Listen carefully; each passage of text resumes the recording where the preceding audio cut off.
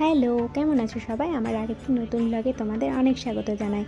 তো ফার্স্ট ব্লগে আমি তোমাদের সাথে শেয়ার করেছিলাম, সেদিন ছিল পয়লা বৈশাখ আর তার সাথে ছিল বাসন্তী পুজোর ষষ্ঠী। আর বাসন্তী পুজোর দিন আমরা ভীষণ মজা করে থাকি, মানে দুর্গা পুজোর থেকেও বেশি মজা করে থাকি, কারণ দুর্গা পুজোটা একটু বাড়ি থেকে দূরে হয় আর বাসন্তী মা তো দুর্গারই আরেকটা রূপ। কিন্তু বাসন্তী পুজো আমাদের বাড়ির একদম সামনে কাছে হওয়ার ফলে না সেখানে আমরা ভীষণ মজা করে থাকি। আর সেই দিন ছিল সপ্তমীর দিন, আর বাড়িতে প্রচুর কাজ ছিল, তার জন্য সকালে সেইভাবে যেতে পারিনি, শুধু একটু অঞ্জলির সময় গেছিলাম।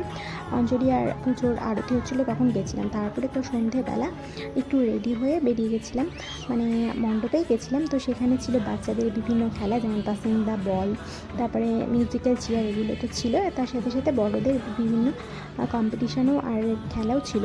তারপরে দেখো এখানে মন্দিরে কি সুন্দর করে সাজিয়েছিল, সেই ভিউটা তোমাদের সাথে শেয়ার করলাম। আর এখানে পুচকুটাকে দেখতে পাচ্ছ, এটা ছিল আমার দাদার ছেলে। ও ভীষণ দুষ্ট, আমাদের বাড়িতে সারাদিন আসে, খেলে, মজা করে, ওর সাথে আমাদের সারাদিন সুন্দরভাবে কেটে যায়। তারপরে দেখো এখানে সবাই মিলে প্রচুর আড্ডা দিচ্ছিলাম, অনেক গল্প করছিলাম। আর তারপরেই না ছিল জিলেপি খাওয়ার কম্পিটিশন। এটা একটা ভীষণ মজার খেলা, আর সেই খেলাতে অনেকেই পার্টিসিপেট করেছিল। আর এখানে যাকে দেখতে পাচ্ছ সেটা হলো সেই পুচকুর মা। আর আমাকে দেখেছো তোমরা, দেখে শেখো, এত গরমে কীভাবে কত তাড়াতাড়ি জিলেপি খেয়ে কম্পিটিশনে ফার্স্টও হয়ে গেল কিন্তু। আর তারপরে তোমাদের সাথে লাস্টে বাড়ি যাওয়ার আগে দেখো মাকে আরেকবার দর্শন করিয়ে নিলাম। আর এই মিনি ব্লগে তোমাদের সাথে সারাদিনে যা যা করলাম সেগুলো শেয়ার করলাম। তো দেখা হচ্ছে নেক্সট ব্লগে। তো আজকের মতো চলো, টাটা, বাই।